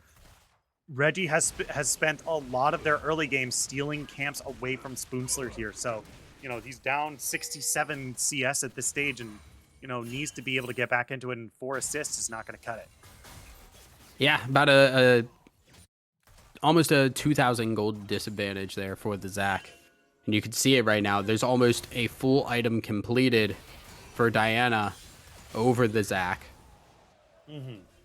And now, I think one of the bigger things, too, is we have mythics for both the Yasuo and the Samira. And those are both healing mythics. So their ability to stay in fight is now raised a lot. The biggest thing that they had trouble with in these lanes was if they took damage, it stuck. They could not get into fights because the damage they took would basically kill them over a little bit of time. Now they have that healing. They have the capability to stay in these fights. You need to get some anti-heal on the opposite side here if you are Chosen. in order to make things a little bit easier for you. Yeah, and the big downside is that Janna isn't exactly a carry that can give your whole team a Chemtech Putrefier, right? Like one of the big things of why Karma was so good for a long time is that she could build Hextech Putrefier and then, or Chemtech Putrefier rather, and then your whole team would get the minus healing bonus, right? And Janna doesn't really have a good way to do that. She kind of has to use her ultimate in order to get that kind of effect, which isn't really worth it if you're just trying to use it to give your team that buff right there. So now a whole lot more item slots need to be devoted to Oblivion Orbs and Executioner's Callings. Right. It's really just the ultimate that's going to be able to make that happen. We do see the Misfortune with the Kraken Slayer going to help out a lot in trying to burn through this Taric and this Wukong. And they're just trying to get control of this area. They know they need to start gaining some dragons here because getting a soul point at 22 minutes would be really difficult to answer. Yeah. This is a bit of a pickle because, like, man, you're down nearly 3,000 gold at this stage, which isn't like the end of the world, but they still do need to play rather proactive here if they want to be able to contest for these dragons right here. So they are the first to the dragon pit, but what they don't know is that Elysium still has very good vision here. Here comes the Taric ultimate to prep here. Tries to go in, but gets interrupted. Look at Eli's in a lunge of trouble here, taken real low. Has to flash to the other side with Last Breath. Is going to be able to lift this, but that's already one kill for Ogre here. He's still looking for some more. They're low HP bars, but he can't quite finish them off as much as he'd like here. Taric is in the middle of the fight, but he's gonna go down as well. It's 3-0. Slim and Ogre are the only members left, and they're running for the hills. It's 3-1 in favor of Elysium. Once again, picking up this Drake. Oh no, Slim. Last of the Coterie still looking for the kill here. Slim might be able to get away if they're careful. Oh, okay. My god. Okay, I honestly, maybe, okay, if Darius can get it, it's fine. Nope, they don't. Okay, honestly, if I'm Slim, I trade my life for killing the Rift Herald there, I think. You know, I don't think hate it's worth it. Yeah, I think it's worth it too. Like, that's so much damage onto your turret that, like, stays mostly permanent, right? Like, sure, the turret heals, but it's at such a slow rate, and it like caps at like every third interval of HP. So even though the tier 3 turrets technically heal, it's like not even comparable. I just watched it for like 5 seconds, and it went up like 15 HP. Like, yeah, it's not a lot. It's a real slow healing process here. Is once again Elysium Rush. Really good vision control in this game. They have done such an amazing job of warding around the map, especially the entrances and exits of the blue team jungle here. But man, you know, it's tough for me to find just like one thing that they might be able to do here is Ogre. But for Last of the Coterie, oh my god, that's so much damage.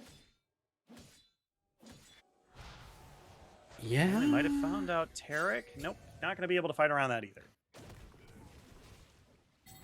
All right, so far, it's just kind of a relaxing time for now. But I think it's going to turn into a little rougher here, as I think Elysium have realized they have the ability to just take fights when they want. They're not really waiting on any specific cooldowns, because obviously, I mean, so I guess kind of the Diana Yasuo, but they're very low cooldown. Oh, MXL. Yeah, and a bit of trouble here. Last of the Coterie might not be able to duel Darius, but definitely is able to duel anyone else on the map here, especially with that Chempunk Chainsword against the Vladimir. This is not exactly ideal here. Okay, so I was about to say a little earlier, like the one consistent, decent like spot they've had is that Vladimir has been scaling really well. Vladimir has been farming well, scaling decently. Ogre, nobody. Yeah, I mean, he got a cheeky pull on the Book of Eli here, but whether or not they're able to turn it into anything has yet to be seen, as the rest of Elysium immediately collapses. They're going to be able to take them out here, and I think that's the go button they need to immediately go to Baron here. And why wouldn't you, right? You get Ogre out of the fight, does not have a TP to get back in. Here comes Vladimir, but Spoonsler really needs to just fly in and get this good bullet time. Yeah, great bullet time onto Aliak here. Takes Tarek out of the fight, but now the rest of the fight has started, and these blue HP bars are just falling one by one. They're even tanking up the Baron as well. Finally, the movement speed comes out for Janna. She's going to be the last member alive again. Oh my god, okay, Book of Eli dies to Darius. Okay, wait, does this the go button for Darius? Might be able to do something here. A whole lot of CC, though. No. Oh, okay, they got the damage as well. So Ogre is not going to be able to live this time. They're picking up the Baron. They're getting ahead, nearly 8,000 gold, and this point is in a minute. looking like a repeat. Yeah, Looking like Soul a repeat. in a minute and a half for Elysium as well. And it was a good start to that fight. Ryun hit a really good bullet time, but the bullet time needed to kill. Because the re-engage there, they didn't have a lot of health, but Reggie, Book of Eli, and Creatine all got their ultimates across everybody from that point on. And you had to kill those people. You had to make sure that those cooldowns could not be used, and they weren't able to do so. Lost the fight afterwards, and it's just really unfortunate because, man, that looked like it was going so well for so long.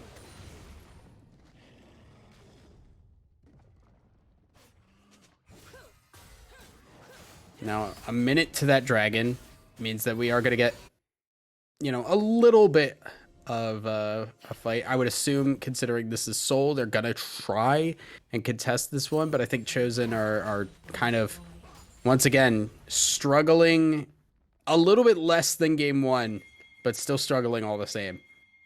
Yeah, this is definitely a much more even game than it was before. There's a big 13,000 gold difference between them in the last game, and now, it's certainly smaller, but, that doesn't really look like a good way for them to get back into this game here. Maybe you try to split push as hard as you can and shove out this top wave if you know they're gonna go for Dragon Soul. You can't fight them, right? Okay, so here we go. Ogre gonna start the fight here, gonna jump right in. That's gonna be the bullet time coming across, but immediately interrupted by Ryun here as Misfortune is gonna be the first to fall here. They're still looking for something as Book of Eli is going to continue to go through the team here. Smoking Sexy Style gonna hit down those Zac blobs, and they're gonna pick up a double kill for themselves here for the Yasuo. Looking for a stun on MXL, still not going to land this time. And it's a 3-0 in favor of Elysium. Are they just gonna go? I think they're just going to ignore Dragon Soul and just go right down the mid lane here. Right now, I think the base is about to be in shambles. As Elysium pushing forward just a little bit. Oh, Slim. Ooh, yeah, I mean, that's just an easy pickup if you're the Samira, right? Okay, here we go. We're on to the Nexus turrets. Ryun has respawned. They went back and they grabbed the Dragon Soul here, but I don't think it's going to matter at this time. They're hitting the Nexus. MXL is alive, trying to live through this as best they can. There's the damage on the Reggie that they're looking for, taking it to about half HP right here. Noxie and Guillotine comes through, but it's not going to be enough this time. It goes GG. That's how it goes. The Elysium Rush is going to be your victors today, 2-0 over Chosen Reborn. Chosen Reborn put up a little bit more of a fight this time than they did in game one, but still at the end of the day, it's a difference between these two teams, and that difference is very strong, I think, all around. Every lane kind of struggling in some respect. I think mid lane was our most even matchup, but you need more than one scaling lane in order to actually pull out there. Like, going even as a scaler when your other lanes are struggling doesn't really give you an opportunity to carry a game out. Yeah, for sure. I mean, the other even lane that we saw was Wukong and Darius, right? They were going, even though they just went back and forth over and over again, with those kills, right? One would get a kill, the other one get the kill, right? And it just kind of hit a tipping point once Wukong was able to get their own mythic online before Darius, right? That was the big tipping point right there, I think. Struggle a little bit to say that one went even, because to me that's a lane that Darius should win. Right. So while it did go even, I think that's still a win for Wukong, because Wukong should struggle a bit more in that lane, I think. Just the ability to get those bleed stacks. I think you don't all in Wukong there. You just poke with the Q as you're farming and get them low enough that you can then turn around and all in. But because they just kind of fought and bashed heads a bunch, Unfortunately, saw Wukong win a couple of those, and Wukong will take that every time. Yeah, for sure. I mean, yeah, I think you're mostly right here. I think like what we mostly see from like lower on the ladder teams up against some of the best ones is that they'll have moments of brilliance, but overall it's just consistently the better team will win, you know, 70-30 some of these times as well. So this is a really really good game by Elysium Rush here. Really really good game by Chosen, better in the game too for sure. But man, Elysium Rush continues to show their dominance here in our Plat League for Zero Gravity Gaming.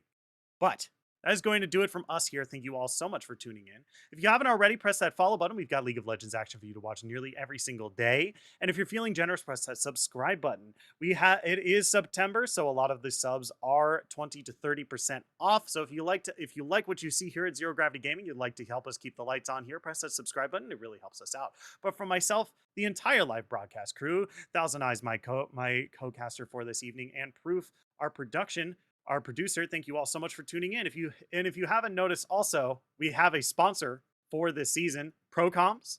ProComps is a first of its kind drafting tool aimed for competitive and solo queue play. ProComps allows the user live feedback and analysis on drafting, giving them the recommendations on picks, notes on matchups, and analysis on the enemy team's win conditions. These features will allow the user to gain an edge on their opponent and improve their drafting skills. Use code ZGG for 50% off your first 3 months. And, we use it a whole lot on cast to help us formulate stories and strategies for each of the teams. And so it's a really, really great tool. It helps us out if you go check them out. So go use code ZGG to get your 50% off your first 3 months of Pro Comps. So from everyone here, thank you all so much for tuning in, and we'll see you at the next match. Bye-bye.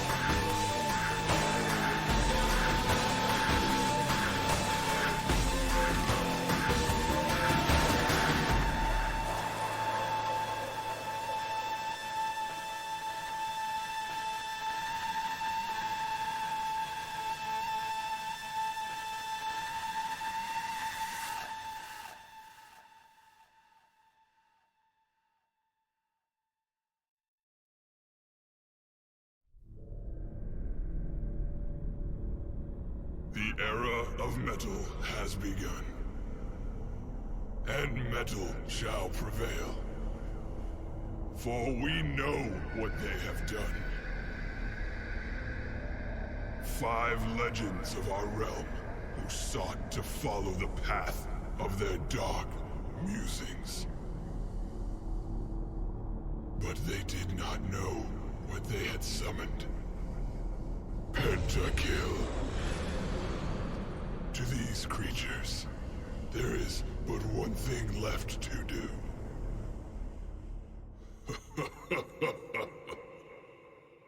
Heavy metal.